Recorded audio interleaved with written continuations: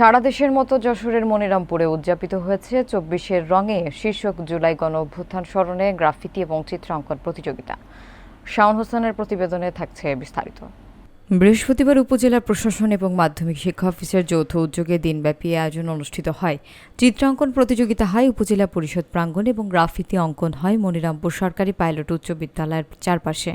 উপজেলার বিভিন্ন শিক্ষা প্রতিষ্ঠানের শিক্ষার্থীরা এতে অংশগ্রহণ করে। আয়োজকরা জানান, গত বছর ১ জুলাই শুরু হয়ে ৫ আগস্ট পর্যন্ত চলা এক গণ অভ্যুত্থান দেশের ইতিহাসে একটি গুরুত্বপূর্ণ অধ্যায়। সেই গণ আন্দোলনের চেতনা নতুন প্রজন্মের মাঝে ছড়িয়ে দিতে এ আয়োজনের উদ্যোগ নেওয়া হয়। প্রতিযোগিতা শেষে বিজয়ীদের জন্য আকর্ষণীয় পুরস্কারের ব্যবস্থা রাখা হয়। শিশু কিশোরদের সৃজনশীল অংশগ্রহণে অনুষ্ঠানস্থল রঙে রঙিন হয়ে ওঠে। আয়োজক কর্তৃপক্ষ মনে করে, এ ধরনের আয়োজন শুধু ইতিহাসকে স্মরণ করিয়ে দেয় না, বরং শিক্ষার্থীদের মধ্যে গণতান্ত্রিক মূল্যবোধ, স্বাধীনতার প্রতি শ্রদ্ধা এবং দেশের ইতিহাস সম্পর্কে সচেতনতা গড়ে তোলে। এটি ভবিষ্যৎ প্রজন্মকে একটি ইতিবাচক ও দেশপ্রেমে উদ্বুদ্ধ নাগরিক হিসেবে গড়ে তুলতে সহায়ক ভূমিকা রাখে। জুলাই গণ অভ্যুত্থানের পর এই প্রথম উপজেলা প্রশাসন কর্তৃক আয়োজিত গ্রাফিতি এবং চিত্রাঙ্কন প্রতিযোগিতায় আমরা মনিরামপুর মহিলা ডিগ্রি কলেজের পক্ষ থেকে অংশগ্রহণ করেছি। আমাদের ২০২৪ সালের জুলাইয়ে গণ অভ্যুত্থানের যে আমাদের শহীদ ভাইদের আত্মত্যাগ, তারই ধারাবাহিকতায় আমরা তাদের আত্মত্যাগকে স্মরণ করে রাখার জন্য আজকে আমাদের এই দেয়ালে গ্রাফিতি অঙ্কন করেছি। আমরা এখানে আমাদের লাল ওয়ালটা দেখতে পাচ্ছেন, এটা হচ্ছে আমাদের শহীদ ভাইদের রক্তের প্রতীক। আর এখানে আমাদের একজন নিহত ব্যক্তিকে আমরা কোলে নিয়ে দাঁড়িয়ে আছি।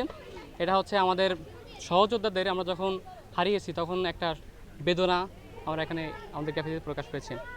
জুলাই গণ অভ্যুত্থানের পর এই প্রথম বার্ষিকীতে আমরা চিত্রাঙ্কন ও গ্রাফিতি প্রতিযোগিতায় অংশগ্রহণ করেছি মনিরামপুর মহিলা ডিগ্রি কলেজের পক্ষ থেকে। এটা শুধু অংশগ্রহণই নয়, এটা একটি প্রতিবাদমূলক। ২৪-এর রঙে গ্রাফিতি ও চিত্রাঙ্কন প্রতিযোগিতা আমরা উপজেলা প্রশাসনের পক্ষ থেকে আয়োজন করেছি। এখানে ১৩টি শিক্ষা প্রতিষ্ঠান অংশগ্রহণ করেছে। আমরা এখান থেকে প্রথম, দ্বিতীয় এবং তৃতীয় সিলেক্ট করব। আর আমাদের এই আয়োজনের মূল ইচ্ছা হচ্ছে যে ছাত্র সমাজ, তরুণ যে সমাজ, তাদের মধ্যে ২৪-এর যে চেতনা, এটা যাতে ছড়িয়ে পড়ে এবং ওরা যাতে জানতে পারে।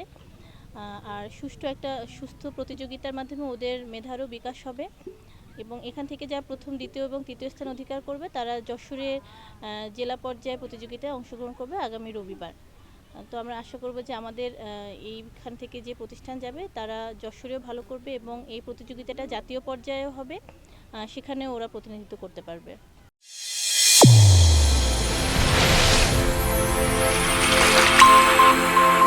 চ্যানেল A1 হৃদয়ের স্পন্দন।